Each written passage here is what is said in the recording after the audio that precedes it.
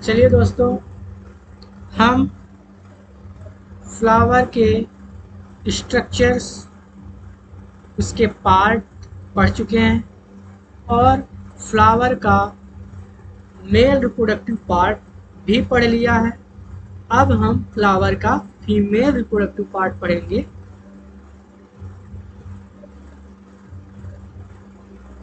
तो फ्लावर का female reproductive part किसे बोलते हैं? गाइनोसियम को। गाइनो वर्ड फीमेल को रिप्रेजेंट करता है, जैसे कि गायनेकोलॉजिस्ट होते हैं जो फीमेल के बारे में स्टडी करते हैं। इसलिए गाइनोसियम मतलब फ्लावर का फीमेल रिप्रोडक्टिव पार्ट्स। अब गाइनोसियम क्या है? हर्ल ऑफ पिस्टिल या कार्पल। कार्पल या पिस्टिल के एक समूह को, एक रिंग को हम क्या बोलते हैं? गाइनोसियम। पिस्टिल, पिस्टिल क्या है? पिस्टिल के बारे में जानेंगे और कार्पल के बारे में जानेंगे। मतलब पिस्टिल को ही कार्पल बोलते हैं। चलिए पहले हम संरचना के बारे में जानते हैं।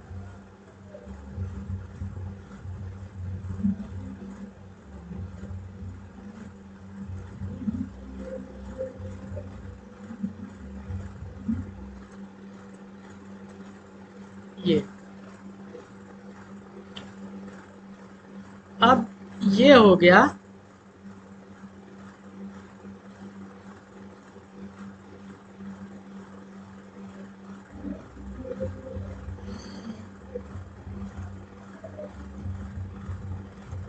ये ये है एक पिस्टिल।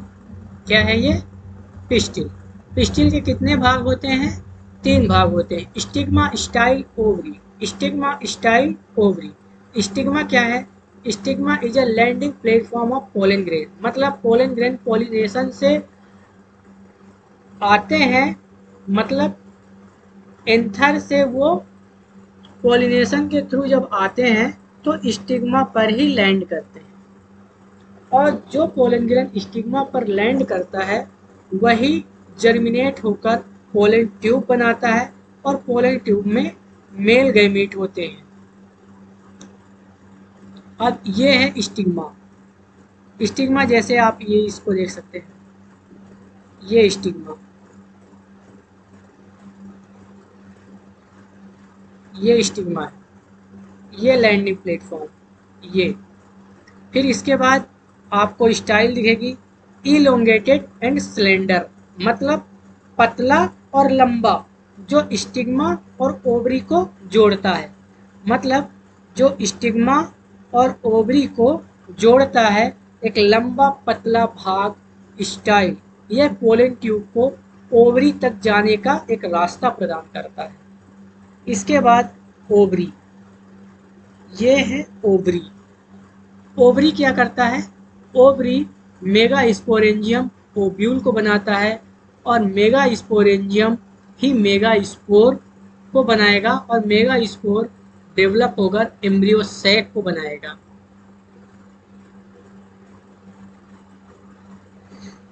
ये हो गया क्या?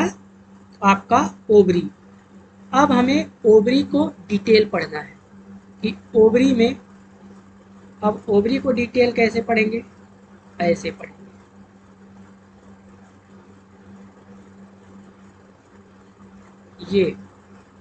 ये जैसे ओवरी हो गई, इसको मिटा दें, ये ओवरी हो गई, ठीक। इसके बाद आपको ओवरी के अंदर ये जो खाली जगह आपको दिख रही है, ये कैविटी ओवेरियन कैविटी कहलाती है। क्या कहलाती है? Ovarian cavity. अब ओवेरियन कैविटी या लोक्यूल कहलाती है। इसके बाद इसी लोक्यूल में एक कुशन लाइक प्लेसेंटा जैसी संरचना पाई जाती है। एक कुशन लाइक स्ट्रक्चर पाई जाती है जिसे हम प्लेसेंटा बोलते हैं। क्या बोलते हैं? प्लेसेंटा। एक कुशन लाइक स्ट्रक्चर्स जिसे हम प्लेसेंटा बोलते हैं। जैसे ये प्लेसेंटा हो गया, इसे क्या बोलेंगे? प्लेसेंटा। यहाँ पर सेल्स भरी है,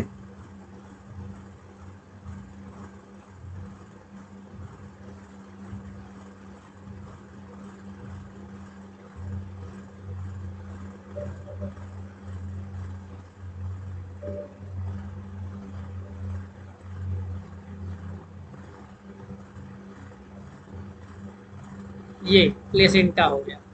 ये यहाँ से भी ऐसे होता है। ये ऐसा नहीं है कि केवल बेसल पार्ट, हम सिर्फ एक पार्ट लेकर समझा रहे हैं। ये यहाँ की ओवरी के अंदर एक कैविटी होती है जिसको ओवेरियन कैविटी बोलते हैं। इसी कैविटी की जो वाल होती है वो प्लेसेंटा होती है। ये प्लेसेंटा।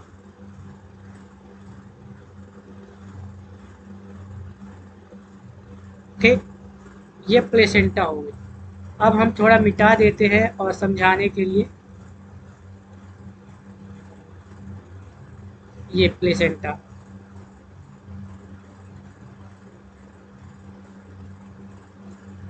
इसी प्लेसेंटा पर ओब्यूल लगेगा।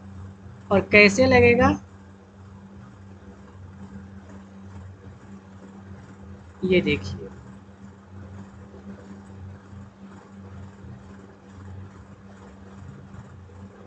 यहीं पर एक ओब्यूल होता है।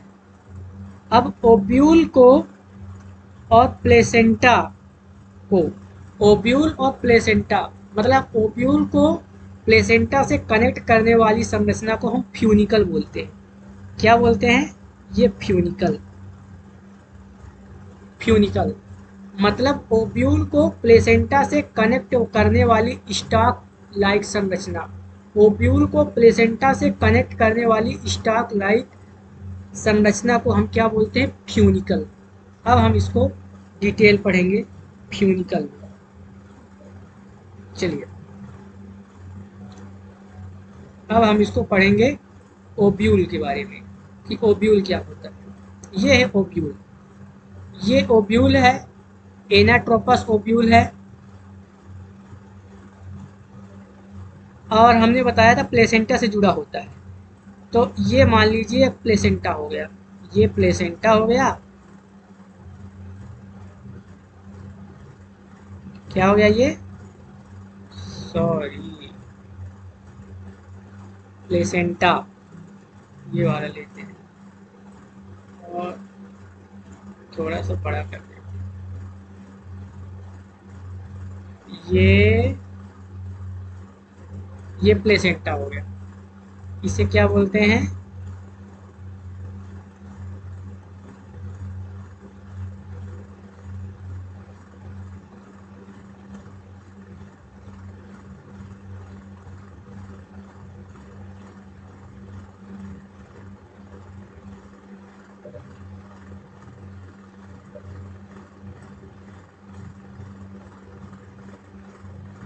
ये है प्लेसेंटा। क्या है ये? प्लेसेंटा। प्लेसेंटा को ओब्यूल से, प्लेसेंटा को मतलब ओब्यूल को प्लेसेंटा से कनेक्ट करने वाली स्टॉक लाइक संरचना फ्यूनिकल कहलाती है। ये है फ्यूनिकल जो आपको दिख रहा होगा।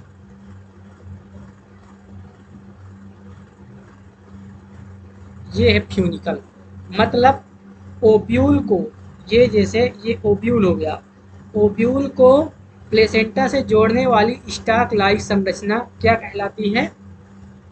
फ्यूनिकल। अब ये फ्यूनिकल, फ्यूनिकल ओब्यूल को जिस रीजन पे टच करता है, जैसे ये जिस रीजन पे टच करता है ओब्यूल को, ये स्टॉक लाइक संरचना हो गई।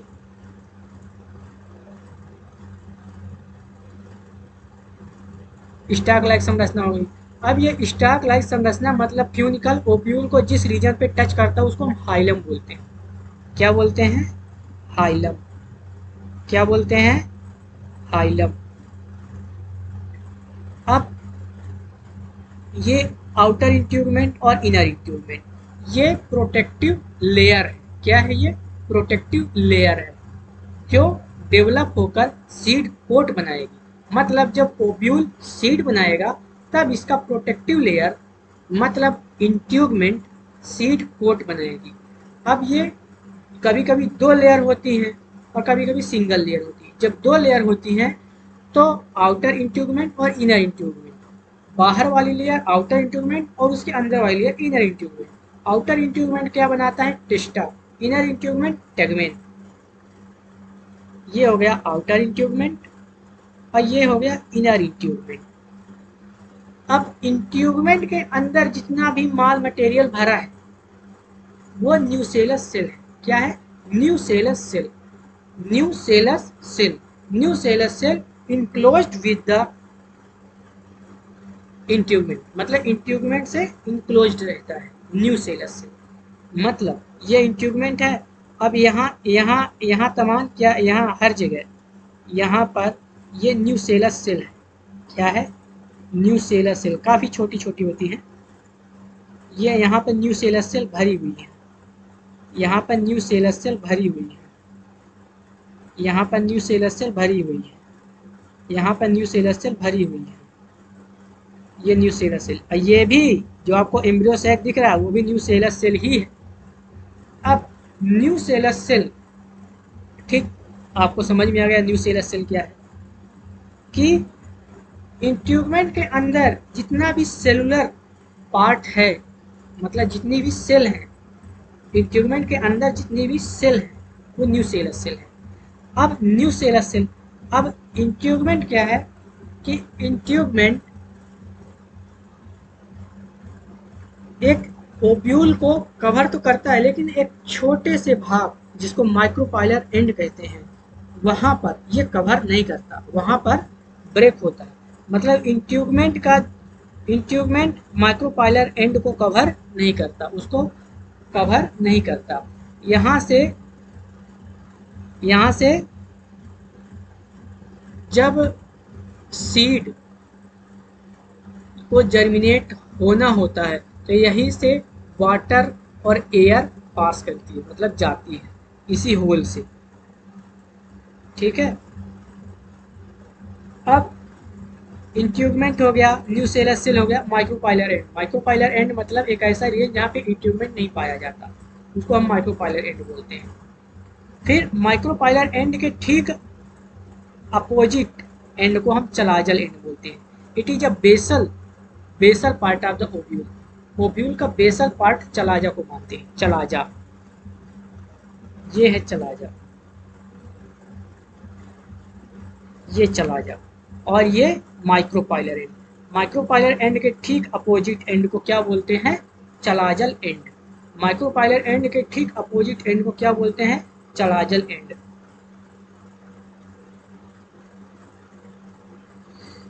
अब न्यूसेलस सेल आपने पढ़ लिया कि आउटर इंट्यूगमेंट, इनर इंट्यूगमेंट, उसके अंदर न्यूसेलस सेल। अब न्यूसेलस सेल, वो न्यूसेलस सेल जो माइक्रोपाइलर एंड की तरफ है, उन्हीं में से कोई एक सेल ये डिसाइड करती है कि मुझे मेगा स्पोर मदर सेल बनना है और मेगा स्पोर को बनाना है। तो फिर वो न्यूसेलस सेल साइज में बड़ी होने लगती है अदर न्यूसेलस सेल के कंपैरिजन में।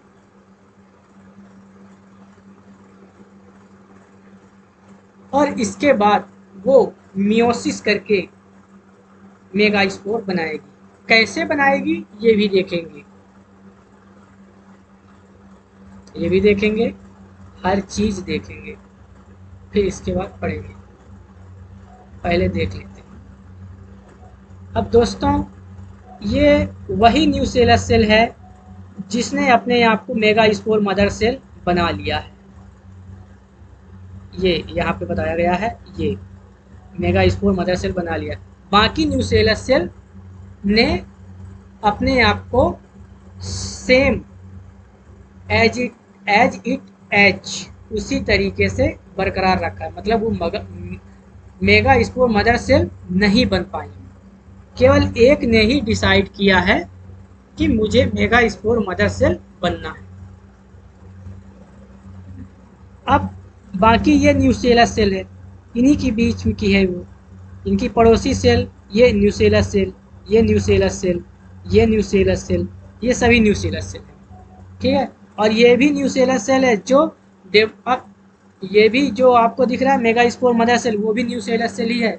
अब उसने डिसाइड कर लिया कि मुझे मेगा स्पोर मदर सेल बनना है, तब ये मेगा स्पोर मदर सेल बन चुकी है। अब इसमें क्या होगा, ये है डिप्लॉयड, क्या है, डिप्लॉयड। अब इसमें होगा मियोसिस, मतलब मियोसिस या मियोटिक फर्स्ट, जिसमें गुणसूत्रों की संख्या आधी हो जाएगी। क्या हो जाएगी, आधी हो जाएगी। तो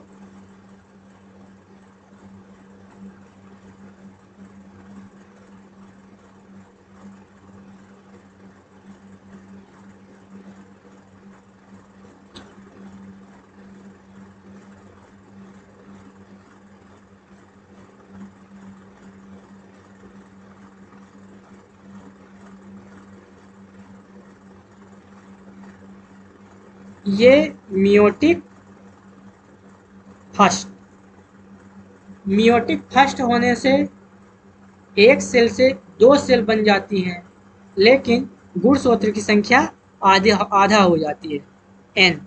कितना हो जाता है, एन। ये हैप्लॉयड है,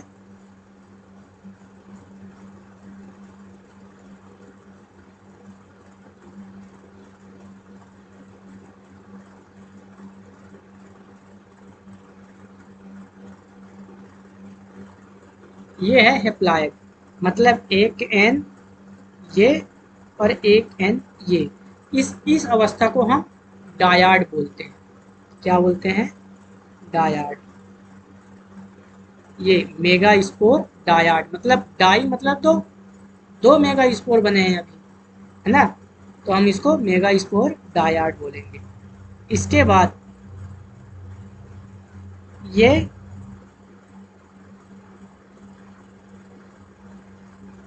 मियोटिक सेकंड होगा, दो सेल से चार सेल बनेगी, ये एक, ये दो, ये तीन, ये चार। लेकिन इसमें गुणसूत्र की संख्या आधी नहीं होती, ये ठीक माइटोसिस डिवीजन की तरह ही होती है, जिसकी वजह से सेल की संख्या तो बढ़ती है लेकिन गुणसूत्र की संख्या समान रहती है जैसे पहले थी। तो अब ये क्या बन गया है, चार मेगा स्पोर, चार मेगा स्पोर बन चुके हैं। अब इन चार मेगा स्पोर में से कोई एक ही डेवलप होगा, बाकी तीन डीजेनरेट हो जाएंगे। ऐसे डेवलपमेंट ऑफ एम्ब्रियोसैक को मोनोस्पोरिक डेवलपमेंट बोलते हैं, क्योंकि मोनो मतलब होता है एक, स्पोरिक मतलब मेगा स्पोर, एक मेगा स्पोर से ये एक मेगा स्पोर से डेवलप हुआ है, बाकी तीन मेगा स्पोर डेवलप नहीं हुए हैं। चार मेगा स्पोर में से एक मेगा स्पोर डेवलप होता है, तीन मेगा स्पोर डेवलप नहीं होती, डीजेनरेट हो जाते हैं। इसलिए इस तरीके के एम्ब्रियोसेक डेवलपमेंट को मोनोस्पोरिक डेवलपमेंट बोलते हैं।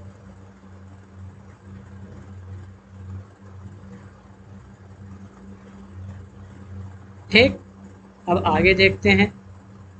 अब यही वो मेगा स्पोर है जो फंक्शनल था। क्या था, फंक्शनल। बाकी तीन तो डीजेनरेट हो गए, अब ये फंक्शनल था। इसमें क्या हुआ, ये मेगा स्पोर था, इसका ये न्यूक्लियस था, ये डिवाइड होकर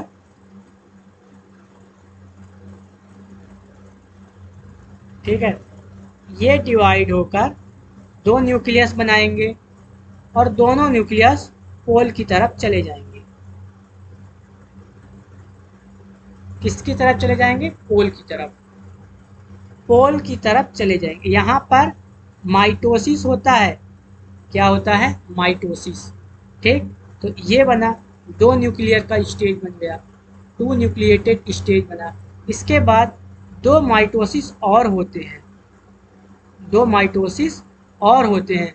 तो ये एक न्यूक्लियस से दो न्यूक्लियस इधर, एक न्यूक्लियस से दो न्यूक्लियस इधर, ये हो गया four nucleated embryo sac, four nucleated embryo sac. इसके बाद एक माइटोसिस और होती है, तो दो से ये चार न्यूक्लियस माइक्रोपाइलर एंड की तरफ और चार न्यूक्लियस चलाजल एंड की तरफ बन जाते हैं। अब इनमें से कोई एक न्यूक्लियस माइक्रोपाइलर एंड से और एक न्यूक्लियस चलाजल एंड से चलना शुरू करते हैं और आकर सेंटर में आके रुकते हैं। अब चूंकि सेंटर में जो न्यूक्लियस आए हैं वो पोल से आए हैं, इसलिए हम इसे पोलर न्यूक्लियाई भी बोलते हैं। क्या बोलते हैं? Polar nuclei. Two polar nuclei central cell में, ठीक। और बाकी के माइक्रोपाइलर एंड की तरफ जो 3 न्यूक्लियस रह गए हैं उनमें से 2 न्यूक्लियस सिनर्जिड सेल बनाते हैं और एक न्यूक्लियस एक बनाता है। मतलब ये 2 न्यूक्लियस क्या बनाएंगे? Synergid cell. और बाकी का एक न्यूक्लियस एक बना लेगा।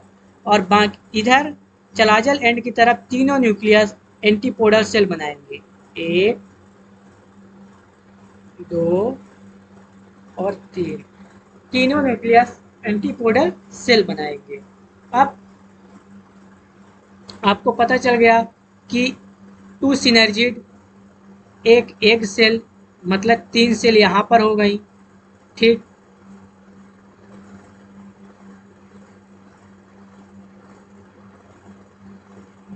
और 3 एंटीपोडल सेल यहाँ पे हो गई, मतलब 3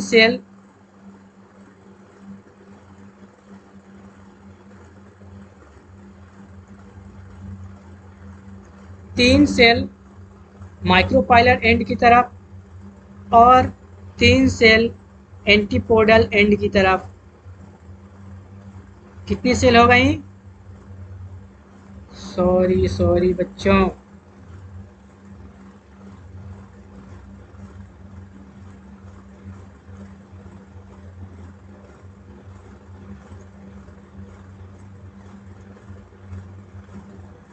कितनी सेल हो गई? 6 सेल। और एक सेल है सेंट्रल सेल, जहां पर 2 पोलर न्यूक्लियाई है। एक सेल है सेंट्रल सेल। तो आप बताइए कितनी सेल हो गई? टोटल कितनी सेल हो गई?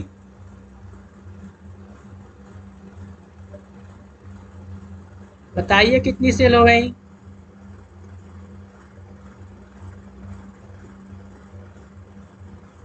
7 सेल। 3 जोड़ना तो बनता है ना, गणित तो बनती है आप लोगों से, कि वो भी नहीं बनती? चलिए मैं जोड़ दे देते। ये 3 सेल है, ये हो गई 3 सेल एंटीपोडल एंड की तरफ हो गई, और एक cell central cell center cell हो गई। टोटल 7 सेल हो गई। मतलब हमारा एम्ब्रियो सेक 7 सेल स्टेज का बन चुका है। 7 सेल, ठीक। लेकिन अब न्यूक्लियस गिनते हैं कितने हैं। न्यूक्लियस गिनो, न्यूक्लियस गिनो भैयो।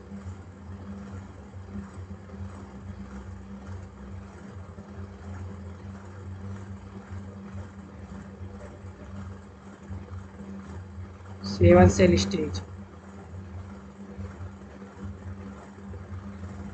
3 न्यूक्लियस यहाँ पर है,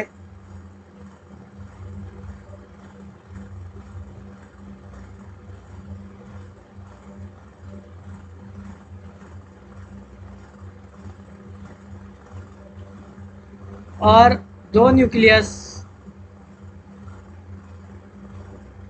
ये n नंबर ऑफ क्रोमोसोम नहीं है, ये n है न्यूक्लियस, मैं आपको बता देता हूँ। और 3 न्यूक्लियस यहाँ पर, ठीक। तो कितने हुए? 3 3 6 2 8, मतलब 8 न्यूक्लियस।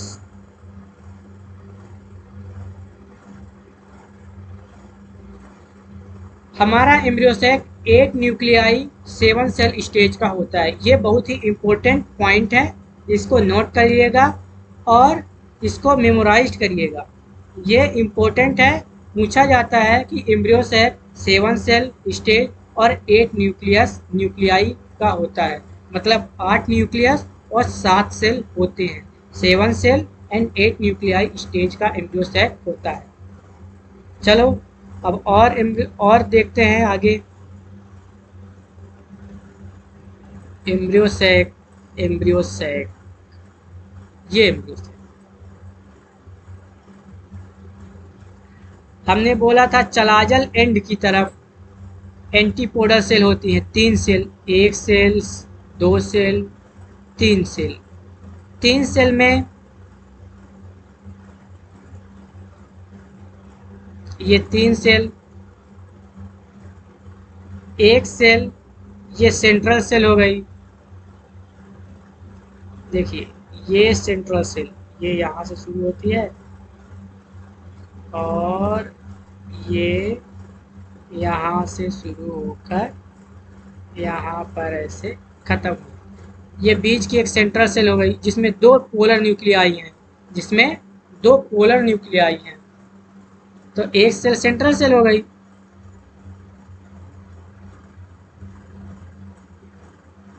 ठीक, और 3 सेल एग अपरेटस में होती हैं, 2 सिनर्जिड और एक एग सेल। अब आपको ये फिंगर लाइक प्रोजेक्शन दिख रहा होगा, ये फिंगर लाइक प्रोजेक्शन, इसे हम क्या बोलते हैं? Filiform apparatus. क्या बोलते हैं? Filiform apparatus. ये क्या करता है? ये जब पोलन ट्यूब आती है तो उसको गाइड करता है कि चलाजल एंड की तरफ मत जाना, माइक्रोपाइलर एंड की तरफ आओ, यहीं से आपको एंट्री करना है। तो पोलन ट्यूब को गाइड करती है। ठीक दोस्तों, अब हम इसको थ्योरेटिकल समझते हैं। हम लोगों ने इमेज से समझा कि कैसे एम्ब्रियो सेक का डेवलपमेंट होता है। अब आगे हम पीडीएफ को समझते हैं।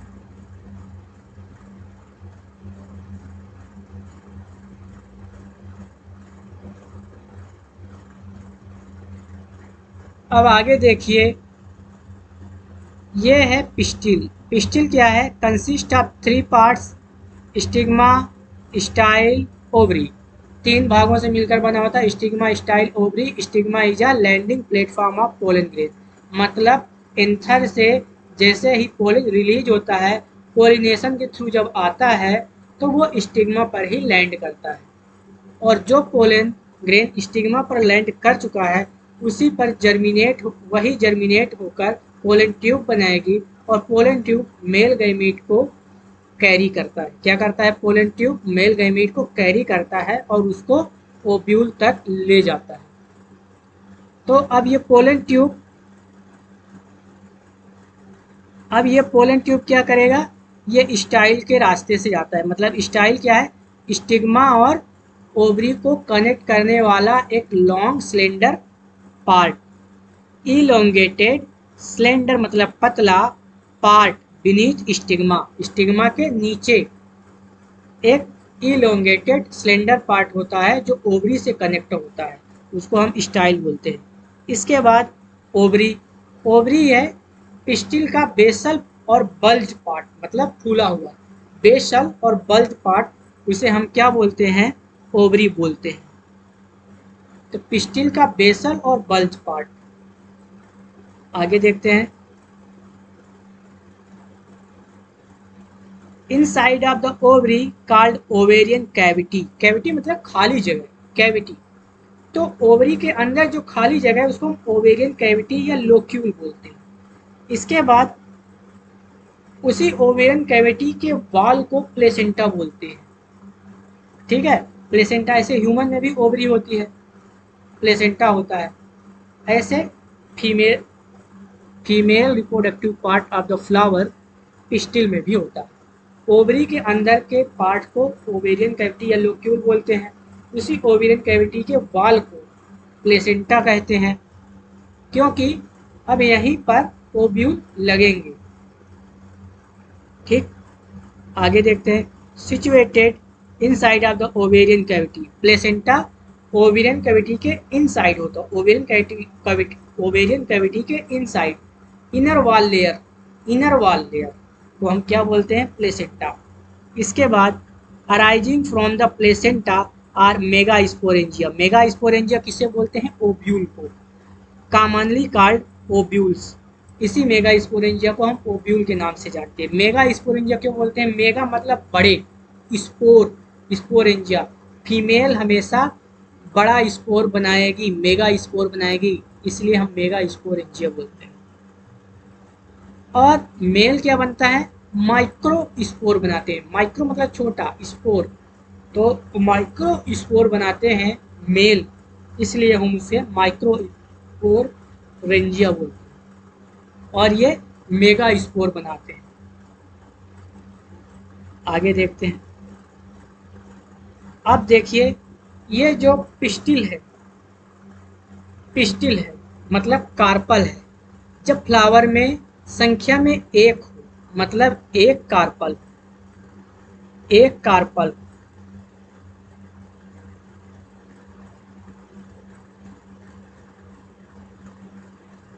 कार्पल जब एक कार्पल हो तब हम उसे क्या बोलते हैं, मोनोकार्पिलरी। और जब एक से अधिक हो तब हम उसे क्या कहते हैं, मल्टी कार्पिलरी। क्या बोलते हैं, एक कार्पल मतलब मोनोकार्पिलरी,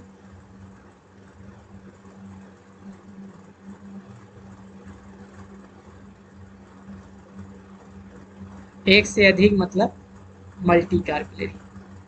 तो जब हम एक से अधिक होता है तब मल्टी कार्पिलरी। ठीक, मल्टी कार्पिलरी।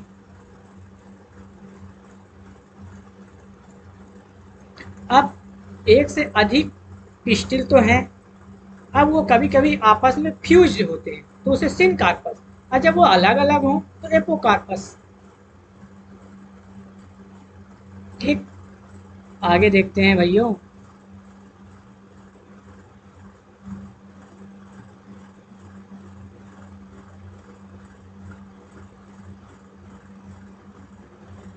ये आगे देखते हैं।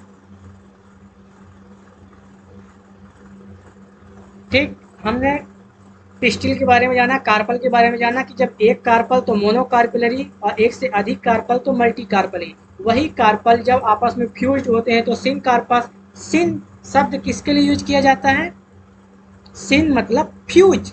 सिनगैमी नाम सुना होगा, गैमीट आपस में फ्यूज होते हैं तब उस प्रोसेस को क्या बोलते हैं, सिनगैमी। ऐसा ही जब कार्पल आपस में फ्यूज हो तो सिन कार्पस, अलग अलग हों एपोकार्पस। ठीक, आगे पढ़ेंगे। यहाँ पे बता रहा, ये ओव्यूल हो गया। अब कभी कभी एक ओवरी में एक ओव्यूल होता है, ओव्यूल। ठीक, ओव्यूल सीड बनाता है और ओवरी फ्रूट बनाता है। कभी आपने ऐसा फ्रूट खाया जिसमें एक ही सीड निकले, खाया। कौन सा, मैंगो। मैंगो में एक ही सीड निकलता है। ठीक, तो वो क्या हो गया, मैंगो क्या हो गया, इसके पास एक ओव्यूल है, एक सीड निकला। ठीक, पैडी के पास धान, चावल, हमारे यहाँ धान बोलते हैं, और धान से ही चावल निकलता है, तो उसमें भी एक ही ओव्यूल होता है। और व्हीट, गेहूं, उसमें भी एक ही ओव्यूल होता है। अब आगे देखिए, मैनी ओव्यूल वाले एग्जाम्पल भी। ऐसे भी फ्रूट आपने खाए होंगे जिसमें एक से अधिक बीज निकलते होंगे, निकलते हैं। जैसे वाटरमेलन, उसमें तो बीज ही बीज होता है, खाते ही नहीं बनता कि कैसे खाएं। तो ये हो गया पपाया। पपाया में भी कई सारे बीज निकलते हैं, मतलब एक ओवरी के अंदर कई सारे ओव्यूल रहे होंगे, तभी तो कई सारे सीड निकले। वाटरमेलन, ऑर्किड, ये एग्जाम्पल इम्पोर्टेंट है। एनसीईआरटी में जितने भी एग्जाम्पल हैं, जितना भी इमेज है, उन सबको अच्छे से रट लेना। मैं तो एक ही बार बताया हूँ, आप कई बार उसको पढ़ना, मेमोराइज करना। ये हमने पढ़ लिया।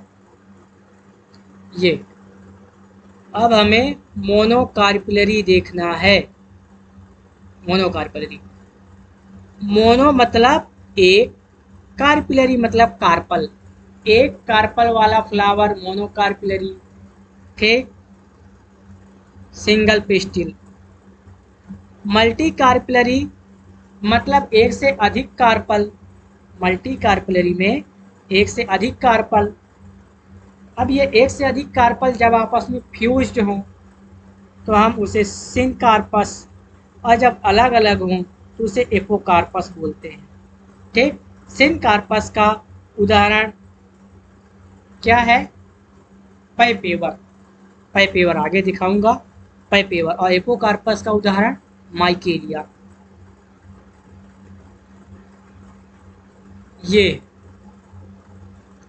ये है पैपेवर।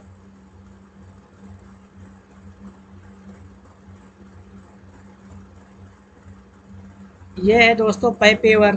ठीक, ये सिन कार्पस ओवरी, ये ओवरी आपस में फ्यूज्ड है। ठीक, और ये एपोकार्पस, ये सारी ओवरियां अलग अलग दिख रही हैं आपको। ये माइकेलिया का उदाहरण है ना, इसका उदाहरण माइकेलिया, ये माइकेलिया, ये पैपेवर। पैपेवर मतलब सिनकार्पस और माइकेलिया मतलब एपोकार्पस। Okay, understand? आगे चलते। Mega sporangia. मेगा, मेगा मतलब बड़ा, स्पोर, बड़ा स्पोर बनाएगा, मेगा स्पोरेंजिया। इसे हम क्या बोलते हैं? ओप्यूल बोलते हैं, यही मेगा स्पोर बनाएगा। इसी की सेल, न्यूसीलस सेल ही तो मेगा स्पोर मदर सेल बनाती है। और मेगा स्पोर मदर सेल से 4 मेगा स्पोर बनते हैं। उनमें से कोई एक ही फंक्शनल होता है, डेवलप होता है, बाकी 3 डीजेनरेट हो जाते हैं। ऐसी ऐसे प्रोसेस को, ऐसे डेवलपमेंट को क्या बोला जाता था? Monosporic development. ये फ्यूनिकल। अब हम ओब्यूल के बारे में पढ़ते हैं। ओब्यूल के बारे में हमने आपको बताया था। Funicle, funicle is a small structure attach to the placenta by means stalk called the funicle. एक स्टाक जो ओब्यूल को प्लेसेंटा से जोड़े रखता है, ओब्यूल को प्लेसेंटा से जोड़े रखता है, उसको हम क्या बोलते हैं? जैसे प्लेसेंटा हो गया और यहाँ से एक स्टाक लाइक संरचना, स्टाक लाइक संरचना जोड़े रखता है। एक स्टाक लाइक संरचना जो ओब्यूल को प्लेसेंटा से जोड़े रखता है उसको हम फ्यूनिकल बोलते हैं। और ये फ्यूनिकल ओब्यूल को जिस भाग पर टच करता है, जिस भाग पर टच करता है उसको हम क्या बोलते हैं? हाइलम। फ्यूज होता है, लिखा है body of ovule fuses with funicle in the reason called the hilum. ये हमने बताया था, हाइलम। फिर आगे इंट्यूबमेंट। इंट्यूबमेंट, ओब्यूल हैज 1 और 2 प्रोटेक्टिव इनविलप। ये प्रोटेक्टिव लेयर है, प्रोटेक्टिव इनविलप है। इंट्यूबमेंट किसका प्रोटेक्ट करते हैं? ये ओब्यूल का प्रोटेक्ट करते हैं। कभी कभी ये 2 लेयर के होते हैं और कभी कभी एक ही लेयर के होते हैं। 2 लेयर के होते हैं मतलब बाहरी वाली लेयर आउटर इंट्यूबमेंट और इनर वाली लेयर इनर इंट्यूबमेंट। अब ये इंट्यूबमेंट ही सीड कोट बनाएंगे, इंट्यूबमेंट ही सीड कोट बनाएंगे। आउटर इंट्यूबमेंट बनाएगा टेस्टा, इनर इंट्यूबमेंट बनाएगा टेगमेंट। Okay, clear? अब ये micropyle. Micropyle integument encircle the ovule except at the tip where a small opening called micropyle. Micropyle ovule को उसके प्रोटेक्टिव लेयर ने घेर रखा है, लेकिन एक जगह जहां से एंट्री पॉइंट है, जहां से एंट्री पॉइंट वहां पर उसने घेरा नहीं है, वहां पर इंट्यूबमेंट नहीं पाया जाता। वहां से एयर और वाटर इन होंगी, मतलब इंटर होगी, और वहीं से जर्मिनेशन भी होगा सीड का। इसलिए इस भाग को माइक्रोपाइलर एंड बोलते हैं। माइक्रोपाइलर एंड, जहां पे इंट्यूबमेंट नहीं पाया जाता हम उसे माइक्रोपाइलर एंड बोलते हैं। A small opening called the micropylar end. एक स्मॉल ओपनिंग जहां पे इंट्यूबमेंट नहीं पाया जाता उसे माइक्रोपाइलर एंड बोलते हैं। इसके बाद चलाजल एंड देखते हैं। ये चलाजल एंड, माइक्रोपाइलर एंड के ठीक अपोजिट बेसल पार्ट को, ओब्यूल का basal part chalaza, ovule का basal part chalaza, opposite to the micropylar end it represent the basal part of the ovule. फिर nucellus, cells of nucellus have abundant reserve food material and enclosed within the intubment। इंट्यूबमेंट के अंदर, इंट्यूबमेंट के अंदर जितनी भी cell पाई जाती हैं उनमें रिजर्व फूड मटेरियल होता है, उसे हम न्यूसेलस बोलते हैं। इन्हीं न्यूसेलस सेल में से माइक्रोपाइलर एंड वाली न्यूसेलस में से कोई एक न्यूसेलस ये डिसाइड करेगी कि हमें मेगा स्पोर मदर सेल बनना है और मेगा स्पोर को बनाना है। ठीक, वो साइज में बड़ी होने लगती है। आपने देखा होगा कि बाकी न्यूसेलस के कंपैरिजन में megaspore mother cell size में काफ़ी बड़ी थी। ओके,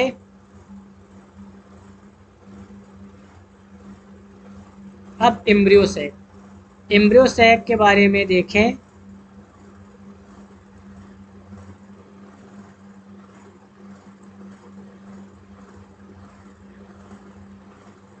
ये है embryo sac, it is female gametophyte. Embryo sac female gametophyte है, मतलब फीमेल गैमीट इसी के अंदर रहेंगे। एम्ब्रियोसैक इसी के अंदर फीमेल गैमीट रहेंगे। Located inside of nucellus, inside of nucellus. चारों तरफ से न्यूसेलस सेल घेरे रहती हैं और अंदर एम्ब्रियोसैक रहता है। ये एम्ब्रियोसैक भी न्यूसेलस ही तो था पहले, जो मेगा स्पोर मदर सेल, फिर मेगा स्पोर से डेवलप होकर एम्ब्रियोसैक बन गया। ये note, ovule generally has an single embryo sac, मतलब एक ओब्यूल में जनरली एक ही एम्ब्रियोसैक होगा, एक ओब्यूल में जनरली एक ही एम्ब्रियोसैक होगा। ठीक, हमने ओब्यूल को बताया आपको पूरा अच्छे से, एक बार और बता देता।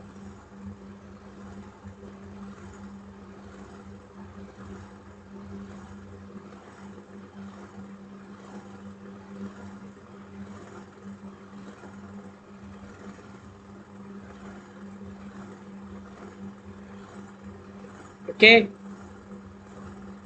ये हो गया प्लेसेंटा, इसे हम प्लेसेंटा बोलते हैं। ठीक,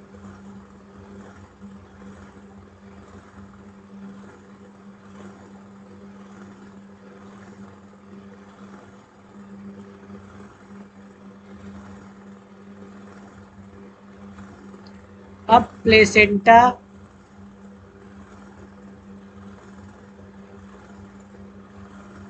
प्लेसेंटा से ओव्यूल जिस स्टॉक लाइक संरचना से जुड़ा रहता है, उससे लटका रहता है, उसे हम फ्यूनिकल बोलते हैं। ठीक, ये है फ्यूनिकल। अब फ्यूनिकल ओव्यूल को जिस भाग पर टच करता है, जहाँ पर फ्यूज होता है, मतलब उस रीजन को हम हाइलम बोलते हैं। यहाँ पर हमारा फ्यूनिकल ओव्यूल से फ्यूज हो रहा है, उसे हम हाइलम बोलेंगे। ये है हाइलम। ठीक, इसके बाद ये आउटर इंट्यूबमेंट और ये इनर इंट्यूबमेंट, ये इंट्यूबमेंट प्रोटेक्टिव लेयर हैं, प्रोटेक्टिव इनविलप हैं, जो हमारे ओव्यूल को प्रोटेक्ट कर रही हैं। और इसके बाद यहाँ की सेल, ये यहाँ की जितनी भी सेल हैं वो सब न्यूसेलस है, और ये भी न्यूसेलस ही थी, ये भी न्यूसेलस ही थी। इसने डिसाइड किया कि हमें मेगा स्पोर मदर सेल बनना है और एम्ब्रियो सैक का डेवलपमेंट करना है। ठीक, पूरा समझ में आ गया होगा।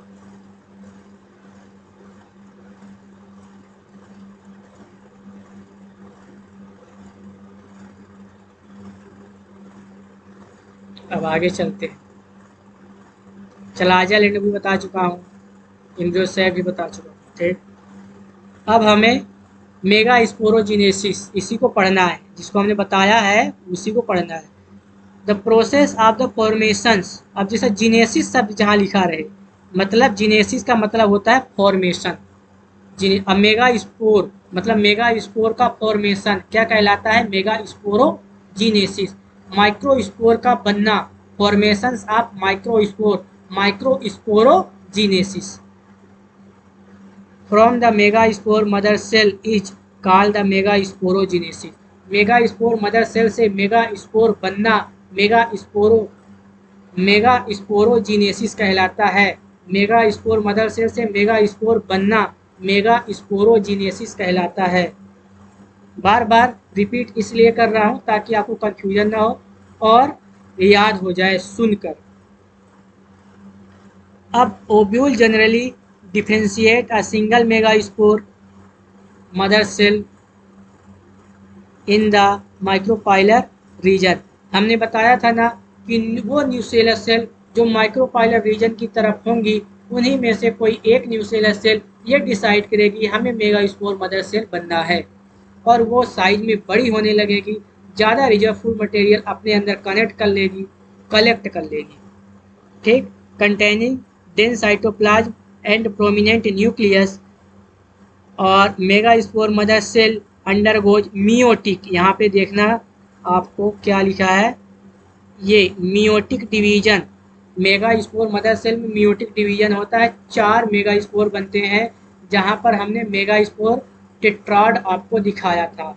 फिर 4 मेगा स्पोर में कोई एक मेगा स्पोर फंक्शनल रहेगा, बाकी 3 डीजनरेट हो जाएंगे। Meiotic result in the production of 4 megaspore. In a majority of the flower plant, one of the megaspore is functional while the other three degenerated. Only functional megaspore develop into female gametophyte. Female gametophyte क्या है? Embryo sac.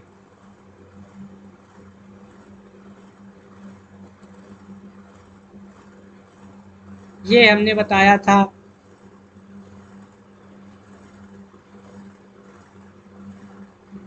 कि ये है megaspore mother cell.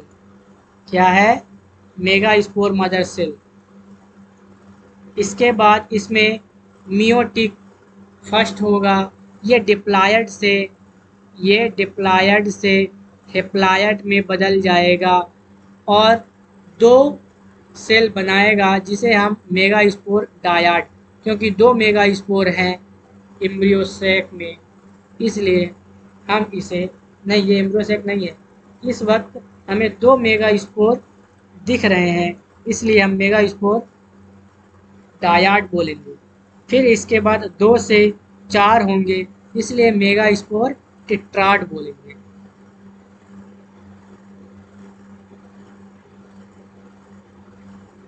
अब monosporic development क्या है? Monosporic development, mono यहाँ पे एक और वो होना चाहिए था, मोन लिखा है। मोनोस्पोरिक डेवलपमेंट होता है कि कोई एक स्पोर ही डेवलप होगा, बाकी स्पोर डीजनरेट हो जाएंगे। 4 मेगा स्पोर में से कोई एक मेगा स्पोर डेवलप होगा, बाकी 3 डीजनरेट हो जाएंगे, इसलिए ऐसे डेवलपमेंट को हम मेगा स्पोर मोनोस्पोरिक डेवलपमेंट बोलते हैं। Functional megaspore undergoes mitosis division give 2 nucleated embryo sac to more sequential mitotic या mitosis division 8 nucleated embryo sac at the end। at the end 8 nucleated embryo sac बनता है, 8 nucleated और 7 cell, ये हमेशा याद रखिएगा।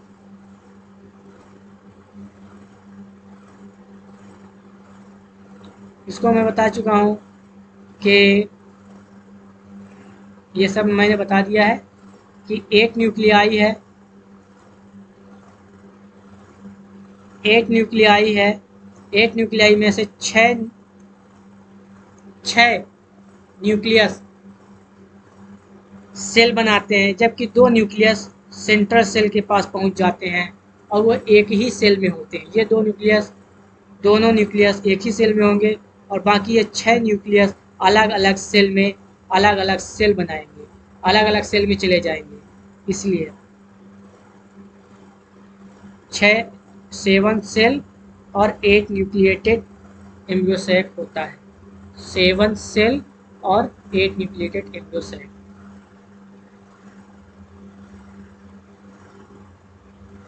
Filiform apparatus. फिलीफॉर्म ऑपरेटस को मैंने बताया था कि फिलीफॉर्म ऑपरेटस क्या है। Synergid have special thickening finger like projection plays important role in guiding pollen tube. Pollen tube को गाइड करने का काम फिलीफॉर्म ऑपरेटस करता है।